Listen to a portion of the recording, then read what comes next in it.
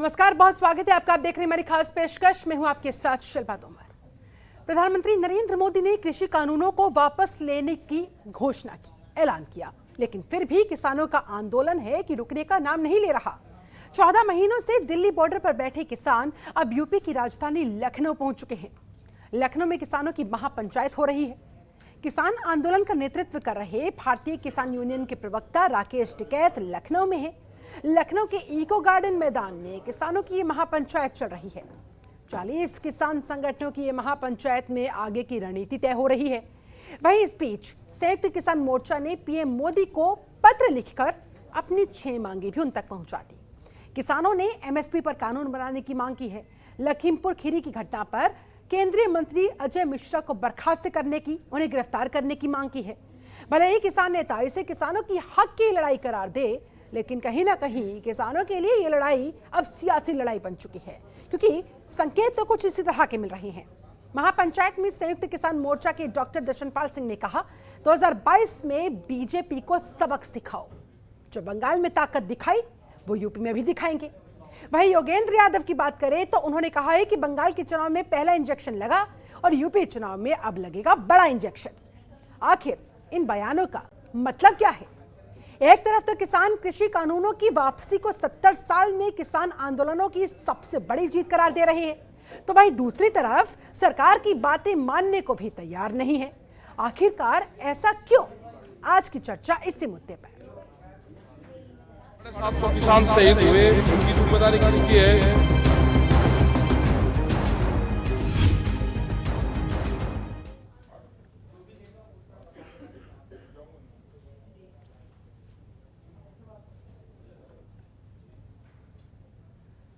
आज की चर्चा इसी मुद्दे पर, तो चलिए करते हैं चर्चा की शुरुआत। हमारे साथ इस समय हमारे संवाददाता अवनीश इस समय जुड़ चुके हैं। सीधा उन्हीं का रुख करते हुए, अवनीश, लखनऊ में किस तरह की ताजा तस्वीरें आपके सामने, किस तरह का माहौल इस किसान पंचायत को लेकर? किसान महापंचायत ये की तो जा रही है, लेकिन इसका असल मकसद क्या नजर आ रहा है? जी बिल्कुल, देखिए, अगर बात करें किसान पंचायत की तो किसान पंचायत राकेश टिकैत के भाषण के साथ ही खत्म हो चुका है और साफ है कि उन्होंने मांग रखी है कि केंद्रीय गृह राज्य मंत्री अजय मिश्रा टेनी को सरकार को बर्खास्त करना ही होगा। ये पहली मांग है। उसके बाद जो दूसरी मांग है वो है एमएसपी पर कानून बनाने की। तीसरी जो मांग है, जितने भी किसानों की मौत हुई उनको शहीद का दर्जा देने के लिए, उनको मुआवजा देने के लिए। चौथी जो मांग है वो बिजली को लेकर है कि बिजली आपूर्ति सही हो और पराली को लेकर एक बेहतर प्रबंधन बनाया जाए। जो उसके बाद जो मांगे रखी गई हैं वो साफ है गन्ना मूल्यों को लेकर। तो तमाम जो मांगे हैं वो रखी गई हैं, लेकिन जो अगर गृह राज्य मंत्री की बात करें तो गृह राज्य मंत्री पर सबसे बड़ा वार किया गया है और 24 नवंबर को गृह राज्य मंत्री लखीमपुर खीरी में एक चीनी मिल का उद्घाटन करने जाएंगे और उसको रोकने की रणनीति बनाई गई है। ये बड़ा ऐलान किया गया है कि 24 नवंबर को अजय मिश्रा टेनी को चीनी मिल का उद्घाटन करने से रोकना है। उसके लिए 5 शहादत गई थी, उसके बाद 50 अगर शहादत जाती है तो वो भी किसान यूनियन को मंजूर है, संयुक्त किसान मोर्चा को मंजूर है और उसी को लेकर वो तमाम जो मांगे हैं वो अपनी रखे हैं, अपनी रणनीति बनाई है। और अपने आधे घंटे के भाषण में बात करें तो राकेश टिकैत ने साफ किया है कि किसी भी तरीके का मतभेद नहीं होना चाहिए। किसान आंदोलन अभी जारी है जब तक पूरे जितने भी मांगे हैं उन मांगों पर केंद्र सरकार सहमति नहीं जताती। हमारे साथ किसान भी, उनसे भी बात करते हैं। आज राकेश टिकैत ने बड़ा ऐलान किया है, क्या कुछ मांग है? क्योंकि प्रधानमंत्री ने साफ कहा है कि अब लोगों को वापस हो जाना चाहिए, क्योंकि जो कृषि बिल है वो वापस ले लिया गया है। देखिए, अभी कृषि बिल वापसी की घोषणा की है, वो संसद में तब पास हो जाएगा, लिखित में किसानों के संयुक्त मोर्चे के पास आ जाएगा, तब किसानों की। और जो हमारे किसान जो शहीद हुए हैं उनके विषय में भी किसानों को सोचना चाहिए। जो हमारे किसान शहीद हुए उनके परिवार को कुछ ना कुछ मिलना चाहिए इस आदत के लिए। और अभी बहुत से इशू हैं, अभी जो है एमएसपी की गारंटी होनी चाहिए। देखिए, 36 बिरादरी ने, किसानों ने इस योगी और मोदी सरकार को वोट दी थी। इस आस्था के अनुसार के इंसानियत आदमी को इंसान बना देती है, लगन हर मुश्किल को आसान बना देती है। लोग यूं ही नहीं जाते मंदिरों में पूजा करने, आस्था ही तो है जो पत्थर को भगवान बना देती है। देखिए, सभी किसानों ने मोदी और योगी को वोट दिया था, लेकिन सरकार ने किसानों के लिए कुछ नहीं किया। हाँ, हम मान सकते हैं कि कानून व्यवस्था यूपी में ठीक है, सड़कों का भी ठीक हाल है, लेकिन जो किसानों को उचित मूल्य मिलना चाहिए था, लाभकारी मूल्य मिलना चाहिए था, जो किसानों को वो नहीं मिल पाया है। लगभग 1 वर्ष से किसान संघर्ष कर रहा है। देखिए, कभी किसान को वो कहते हैं कि ये खालिस्तानी है, आंदोलन जीवी है, इसमें मुट्ठी भर किसान है। अब सरकार को ये दिख गया चुनाव का माहौल होने के बाद कि तुम्हारे पैरों से जमीन खिसक रही है। वो कहा किसी ने ये आंदोलन लगभग बाबा महेंद्र सिंह टिकैत ने 36 वर्षों से लड़ाई लड़ी। जिंदगी हर मुकाम पर एक सबब छोड़ती है, खुशी हो या गम एक निशा छोड़ती है। यूं तो यहाँ ठहरता नहीं हमेशा कोई, मगर यादों का एक काफिला छोड़ती है। अब किसान जाग चुका है और किसान अपने संघर्ष के लिए प्रतिबद्ध है। जब तक ये सभी कृषि कानून वापस ले लिए गए हैं, उसकी पूरी प्रक्रिया होती है, प्रक्रिया में समय भी लगता है। ऐसे में अब ये इस आंदोलन को खत्म करेंगे तो कैसे करेंगे? अगर एमएसपी पर इनकी बात मान ली जाती है कि तुरंत आंदोलन को वापस ले लिया जाएगा। बात करें तो जो कृषि बिल है उस कानून को वापस लेने में एक प्रक्रिया होती है। उस प्रक्रिया को पूरा करने के लिए प्रधानमंत्री नरेंद्र मोदी ने समय भी मांगा और कहा कि नवंबर के लास्ट में जब सत्र शुरू होगा तो उसमें विधेयक लाएंगे, उसको पास कर देंगे, वो कानून रद्द हो जाएगा।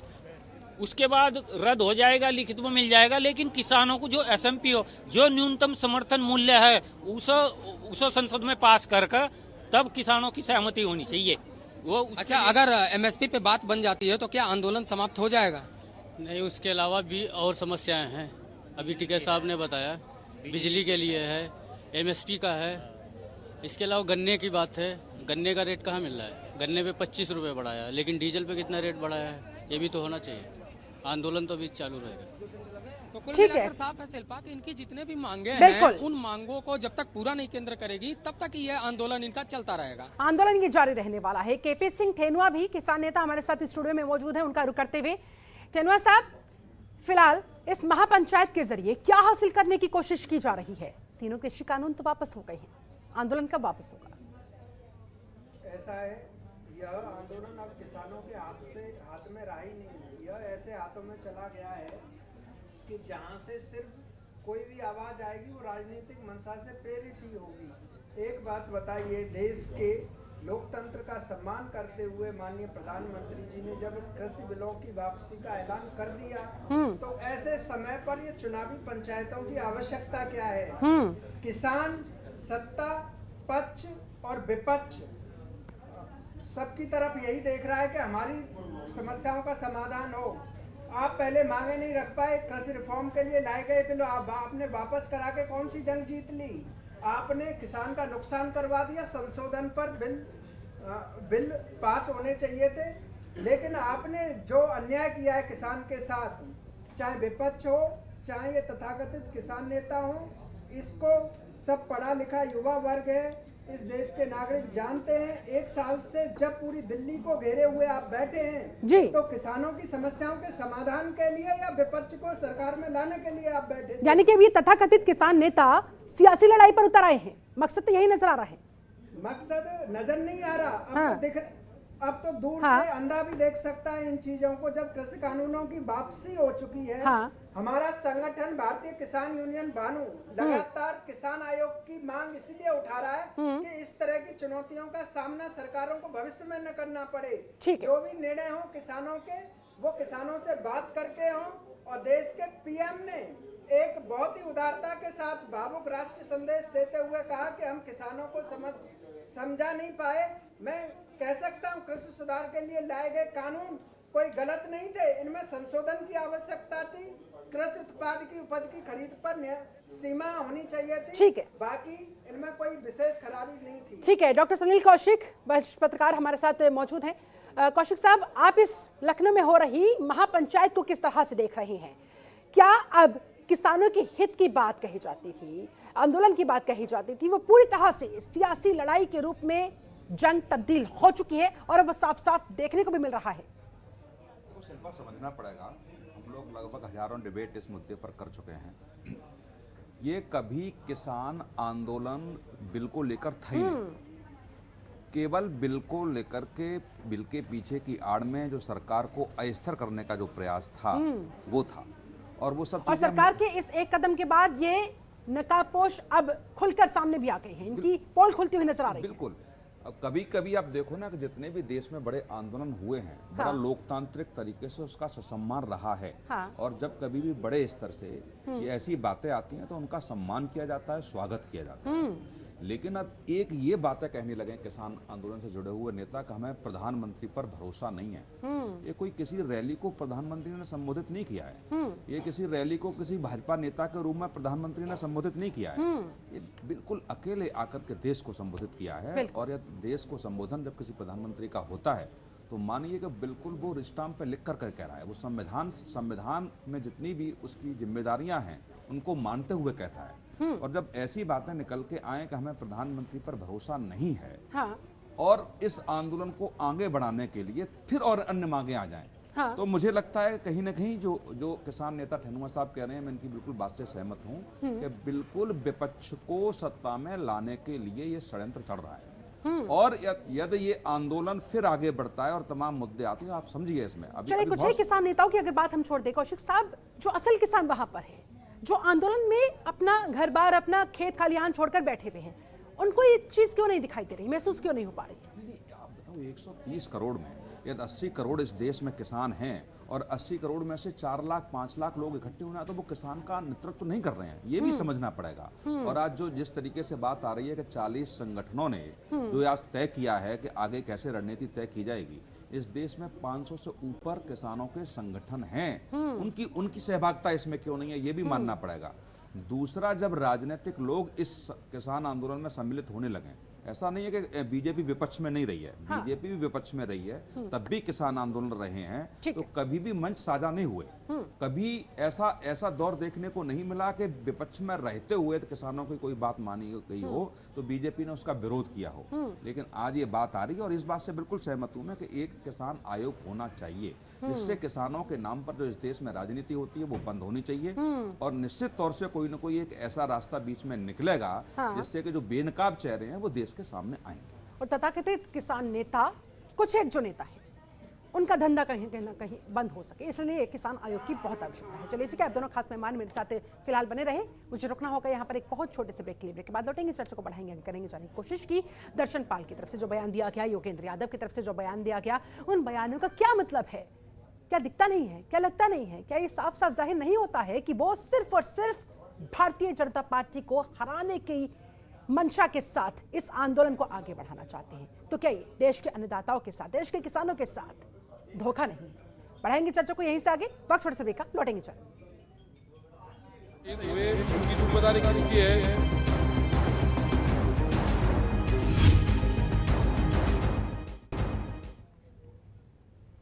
ब्रेक के बाद स्वागत है आपका। चर्चा हो रही है लखनऊ में जो महापंचायत चल रही है, वो किसानों की महापंचायत है या चुनावी महापंचायत है? हमारे साथ दो खास मेहमान लगातार जुड़े हुए, एक बार फिर से उनका रुख करते हुए सुनील कौशिक जी, आप ही के पास आऊंगी।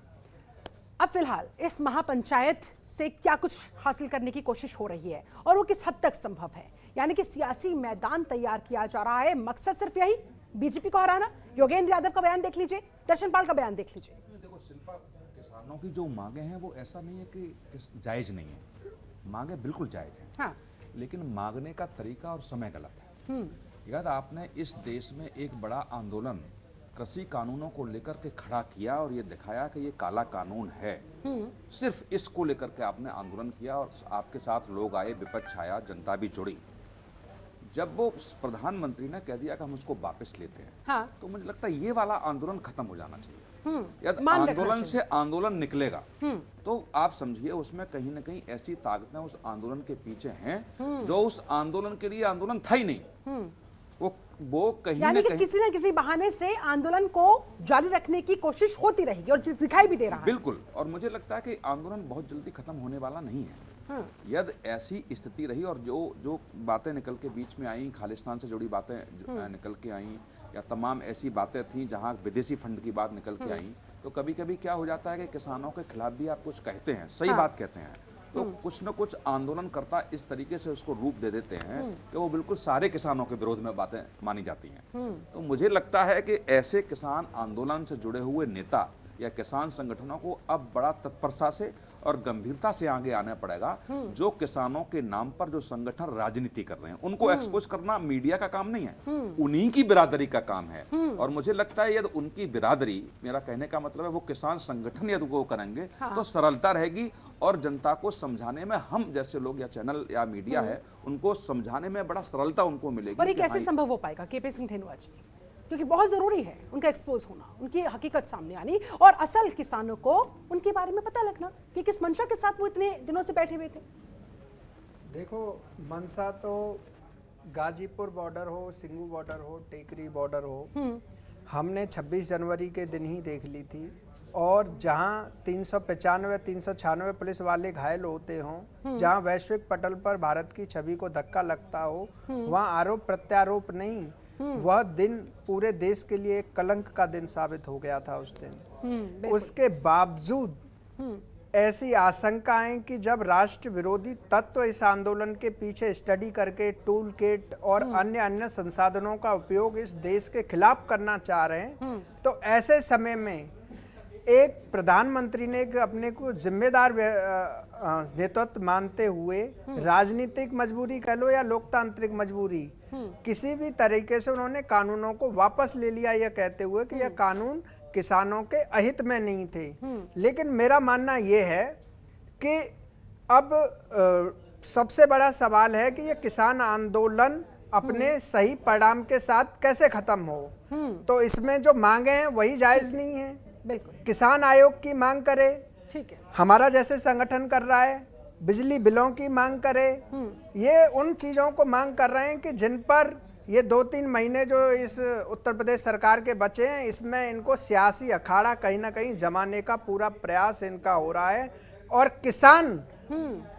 किसान कोई नासमझ नहीं है, इन चीजों को दूर से खेत से खड़ा देख रहा है कि विपक्ष किस तरीके से पटाखे फोड़ रहा है मेरे बर्बादी पर, और तथाकथित किसान नेता कैसे जश्न मना रहे हैं, और सरकार किस तरीके से अपनी राजनीतिक मजबूरी को आड़े रखकर मेरा उपयोग कर रही है। अगर राष्ट्र के नाम संबोधन में पीएम के साथ पीएम ने जिस तरीके से संशोधन दिया, उसी समय किसान आयोग, केंद्रीय किसान आयोग की घोषणा हो जाती, ठीक है, तो बात बराबर रह जाती। ऐसे तथाकथित किसान नेताओं को अपनी राजनीति करने का कोई मौका भी नहीं, ऐसे तो विकास के पथ पर बाधा बनेंगे ये सब लोग। ठीक है, बहुत बहुत शुक्रिया आपका धेनुआ जी, और आपका भी डॉक्टर सुनील कौशिक हमारे साथ इस खास चर्चा में जुड़ने के लिए, समय निकालने के लिए। तो कुल मिलाकर फिलहाल सभी की निगाहें इसी बात पर टिकी हुई है कि किस तरफ, किस दिशा में ये किसान आंदोलन आगे बढ़ेगा। हालांकि सियासी रूप ये ले चुका है, इसमें कोई दो राय नहीं है, लेकिन इसका दी एंड कैसे होगा, कितना फायदा, कितना नुकसान, और जो हमारे देश का अन्नदाता है, चिंता की बात यही है कि उसे क्या हासिल होगा आखिरी तस्वीर में। चलिए, मेरे साथ इस खास चर्चा में जुड़ने के लिए आप सभी का बहुत बहुत शुक्रिया। बने रहे जनतंत्र टीवी के साथ। नमस्कार। तो किसान शहीद हुए, उनकी जिम्मेदारी किसकी है?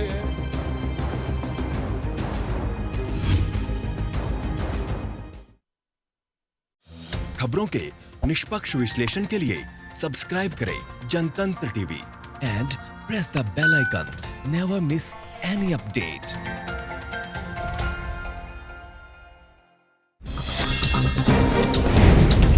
डाउनलोड कीजिए जनतंत्र टीवी ऐप को, जो कि अवेलेबल है गूगल प्ले और ऐप स्टोर पर।